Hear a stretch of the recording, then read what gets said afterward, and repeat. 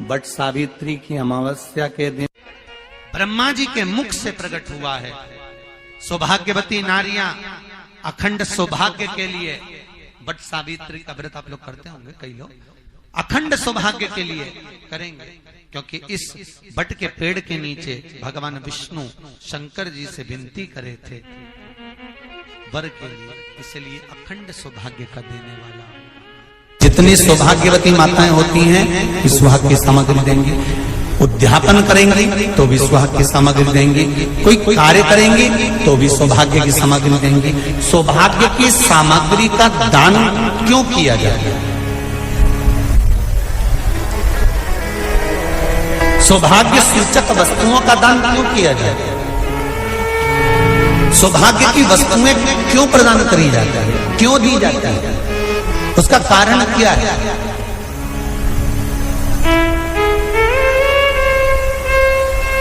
क्यों देते हैं?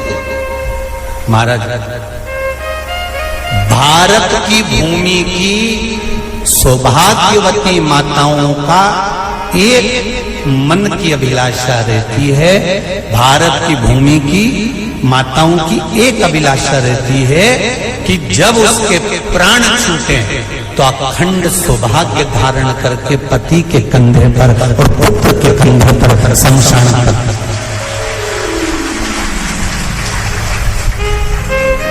ये भारत की भूमि की माताओं की सोच, उनके मन का संकल्प, उनके मन का भाव।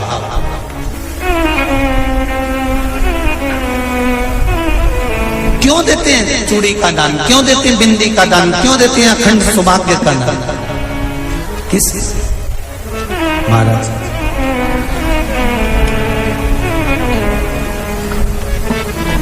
मेरे हाथों में भर भर के चूड़ी रहे, मेरे हाथों में भर भर के चूड़ी, और मैया कोई कामना मेरे मस्तक पे चमकती चूनर रहे, मेरे मस्तक पे चमकती चूनर रहे, और मैया कोई कामना मेरी मांगों में भर भर के सिंदूर रहे, मेरी मांगों में भर भर के सिंदूर रहे, और मैया कोई कामना नहीं, मेरे पाँव में बिछुड़ी का जोड़ा रहे,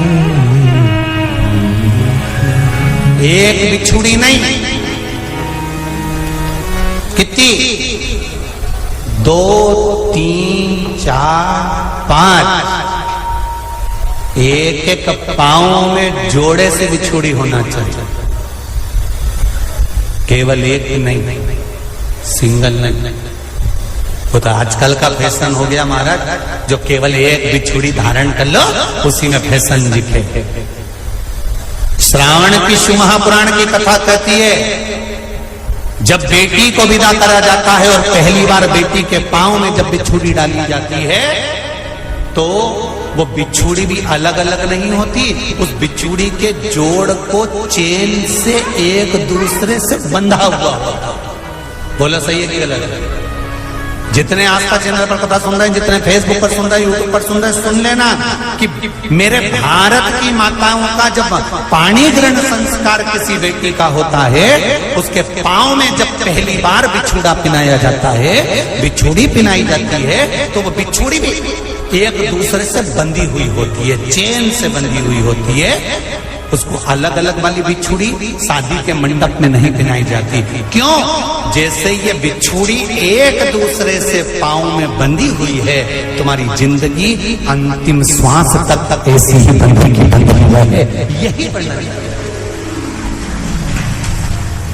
वो तो अब माताओं ने थोड़ा सा फैशन चेंज कर दिया, अब पांव में ज्यादा बिछुड़ी नहीं पहनती, गड़ती है, चुभती है, एक बिछुड़ी धारण।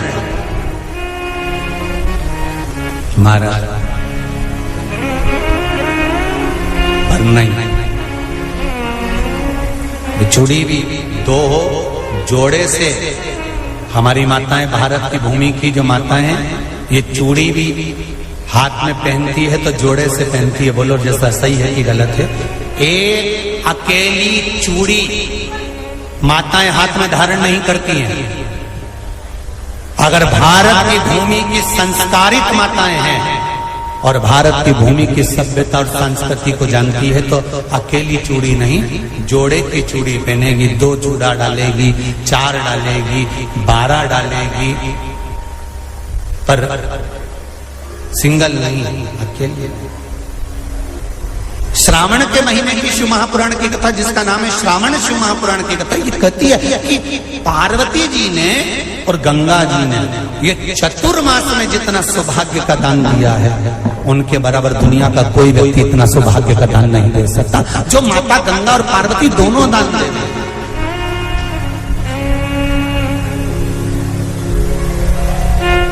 प्रतिदिन दे रहे थे। और अब तो फैशन आ गया, तुम लोगों जो सौभाग्य का दान देते हो प्लास्टिक की डलिया में देते हो।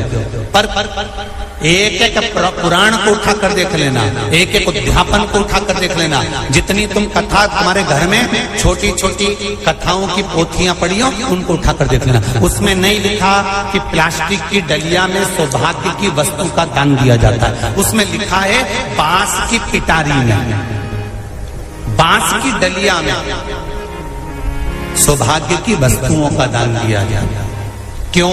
क्योंकि बांस वंश की वृद्धि करता है, बांस सौभाग्य की वृद्धि करता है, और बांस अखंड सौभाग्य। जैसे बांस का पौधा बढ़ते चले जाता है, बढ़ते चले जाता है, उसी तरह बांस की डलिया में जब दान दिया जाता है, बांस की टोकनी में जब दान दिया जाता है, तो ये भाव रखा जाता है कि तुम्हारा सौभाग्य ऐसे ही बढ़ता रहे। पर अब थोड़ा सा फैशन चेंज हो गया तो प्लास्टिक की डलिया,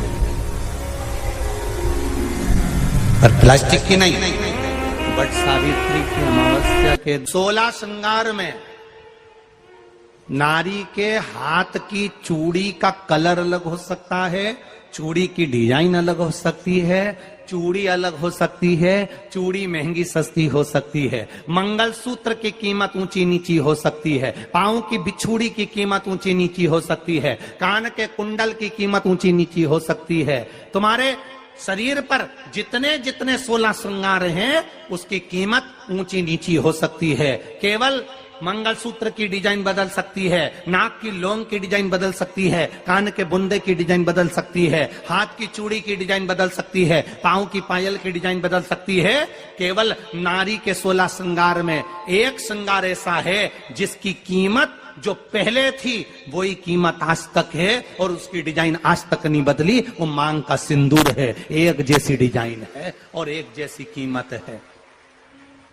सारे श्रृंगार की कीमत अलग, पर मांग में जो सिंदूर डाला जाता है वो एक कीमत का होता है, एक डिजाइन का होता है और एक जैसा होता है, और वो सबसे भारी होता है। सावित्री यमराज से कह रही है मेरे पति को छोड़ दो। यमराज कह रहा है सावित्री तेरा पति मर चुका है, मांग के सिंदूर को पोंछ दे। सावित्री कहती है पूरा श्रृंगार उतार दूंगी, पर मांग का सिंदूर नहीं पूछने दूंगी। तब यमराज ने कहा जब तक तू मेरे मांग का, अपनी मांग का सिंदूर नहीं उतारती, तब तक तू मेरे पास नहीं आ सकती। भगवान यमराज से सावित्री ने कह दिया मैं भी तुझे वचन देती हूं यमराज, मेरी मांग में जब तक सिंदूर है। जैसे सीता ने लाइन, लक्ष्मण जी ने लाइन खींच दी थी और सीता पार नहीं जा सकती थी, मैं भी तुझे वचन देती हूं जब तक नारी की मांग में सिंदूर है तब तक तू उसके पति को उसके सामने लेकर नहीं जा सकता। यह भी मैं तुझे कह देती हूं। यमराज भैंसे पर सवार होकर सत्यवान को लेकर जा रहा था, सावित्री से वचन पर वचन चल रहे थे। अड़ के पेड़ के नीचे छोड़कर आए। क्या चाहिए तुझको, क्या चाहिए तुझको, क्या दूं मैं तुझको, कुछ मांग ले मुझसे। सावित्री कहती है क्या दोगे आप? मेरे पति के प्राण दे दो बस वापिस, और कुछ नहीं चाहिए। जब यमराज यमलोक में प्रवेश करने लगा मांग के सिंदूर में से थोड़ा सा सिंदूर सावित्री ने केवल हाथ में लेकर अपनी बिंदी पर जो लगाया, सत्यवानंद को लेकर यमराज अंदर नहीं जा पाया। बाहर खड़े होकर कहता है मांग ले, मैं तुझे एक वचन नहीं, तू बोले तो मैं 2 वचन दे देता हूं, तू बोले तो मैं 3 वचन दे देता हूं, तू मांग क्या चाहिए। तब सावित्री ने कहा देना चाहते हो? हाँ। अब यमराज को लगा कि लालच में पड़ गई सावित्री। तब कहा पहला वचन दीजिए, मेरे अंधे सास ससुर के नेत्र वापिस आ जाएं। यमराज ने कहा तथास्तु। दूसरा वचन दीजिए, मेरे सास ससुर अपने पोता पोती का मुख देखें। यमराज ने कह दिया तथास्तु।